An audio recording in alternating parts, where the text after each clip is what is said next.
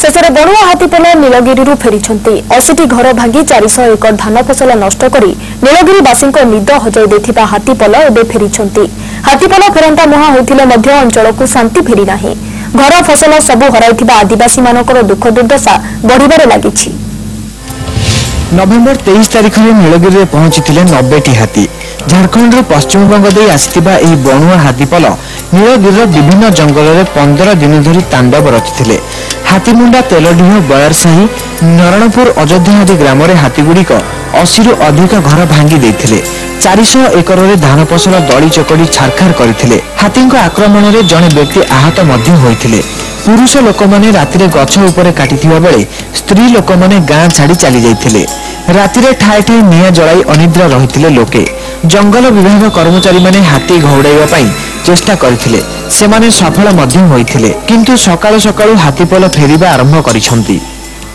हाथी तो आसले जो दिन तो आगे प्रशासन आसी खबर देथिले जेहेतु हाथी आसले आम सब जिनस पत्र सब गछ उठे देलु। स्त्री पिला छात उपर उठे दे डेलीवर आसी 15 दिन काल हैरान कले हमको जंगल पूरा संपूर्ण नष्ट कर दी।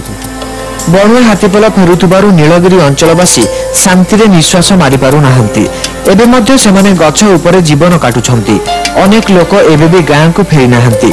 गत वर्ष ठीक एही समय रे 79टी हाथी आसी एही गां रे 60 रु अधिक घर भांगी देथिले।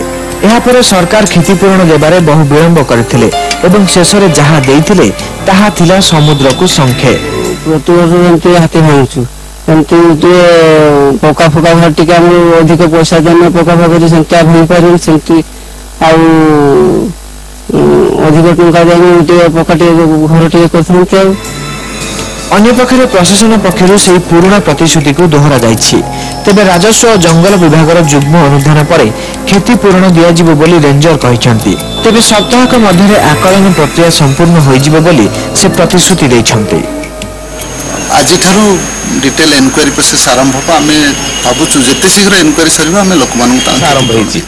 आगो को प्रबल ठंडा केमती 2 मास कटिबे आदिवासी मानक पई एहा सबटु बड़ समस्या होईछि। आ क्षतिपूरण केबे मिलिबो आ केते मिलिबो 2 वर्ष धरि एही आदिवासी माने ता बेस अंगे निभै सारलेनी। एभली स्थिति रे आदिवासी मानक पई बंचिबा दुर्विषह पाल्टिछि। हाथीमुंडा गाँव कैमरा पर्सन भवानी सहित पार्थ सारथी राउत, कनक टीवी।